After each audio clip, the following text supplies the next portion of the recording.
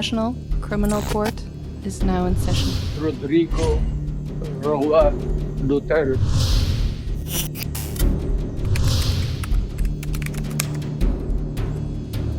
Ibinasura ng International Criminal Court Appeals Chamber ang apela ng kampo ni dating Pangulong Rodrigo Duterte na kumwestiyon sa jurisdiction ng ICC sa kanyang kasong crimes against humanity.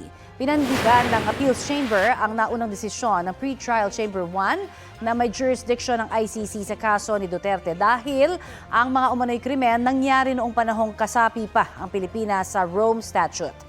Dahil sa pagbabasura sa apela ng depensa, ayon sa presiding judge, moot na ang hiling ng depensa na agarang pagpapalaya kay Duterte. Wala sa pagdinig ang dating Pangulo na nag-waive ng kanyang karapatang dumalo. Bago ang pagdinig kahapon, nakausap ng media ang anak ng dating Pangulo na si Kitty Duterte. Ang mensahe raw ng ama sa mga nangungumusta sa kanya, Shy Invictus, o salitang Latin na ang ibig sabihin ay hindi matitinag o hindi magpapatalo. Ayon sa abogado niyang si Attorney Nicholas Kaufman, mula sa anyay political perspective, hindi na raw nila ikinagulat ang naging desisyon ng Appeals Chamber kaugnay sa jurisdiction ng ICC.